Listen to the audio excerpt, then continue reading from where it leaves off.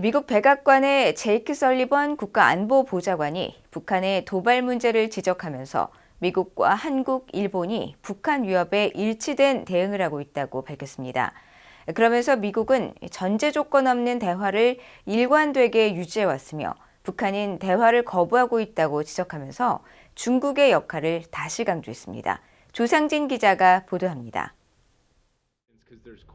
미국의 제이크 설리번 백악관 국가안보보좌관은 북한의 추가 도발 가능성을 지적하면서 바이든 행정부는 북한의 전제 조건 없이 핵 해법을 논의할 준비가 돼 있다는 입장을 거듭 밝혔습니다. 설리번 보좌관은 16일 미국 CBS와의 인터뷰에서 북한의 최근 ICBM 시험 발사 이후 북한과 협상하거나 대화하기 위해 새로운 외교적 제안을 한 적이 있느냐는 질문에 이번 시험 이후에는 없지만 바이든 행정부는 그동안 우리가 북한의 핵 프로그램에 관련해 전제 조건 없이 앉아 대화할 준비가 돼 있음을 북한에 보여왔다고 답했습니다. 이어 미국은 중국에게 외교가 준비된 것은 미국이고 그렇지 않은 것은 북한이라는 점을 분명히 하고 이 같은 상황을 알리는 역할을 해야 한다면서 북한 문제에 대한 중국의 역할을 다시 강조했습니다. 설리번 보좌관은 또 북한의 7차 핵실험과 추가 대륙간 탄도미사일 ICBM 발사 가능성에 대해서도 우려를 표했습니다.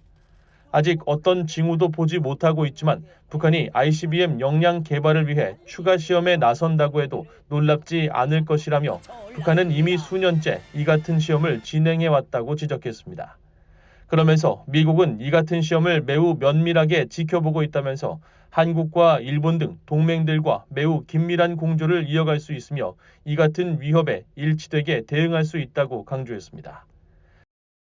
이런 가운데 미국과 한국, 일본은 16일 북한의 핵과 미사일 위협에 대응하기 위해 합동 해상훈련을 실시했습니다.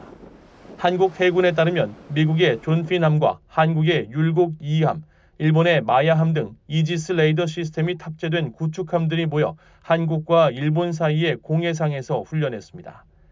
이지스 시스템은 해전에서 대함 미사일 공격을 방어하기 위해 미사일 추적과 미사일 공격 기능 등이 갖춰져 있는 레이더 기반 전투 체계입니다. 앞서 13일에는 미국 태평양 공군이 핵 탑재가 가능한 전략 폭격기 B-52H를 동원해 한국, 일본의 공군 전투기와 연합 공중 훈련을 실시했습니다. 한편 설리번 보좌관이 중요성을 강조한 미한 핵협의 그룹의 첫 회의가 오는 18일 서울에서 개최됩니다.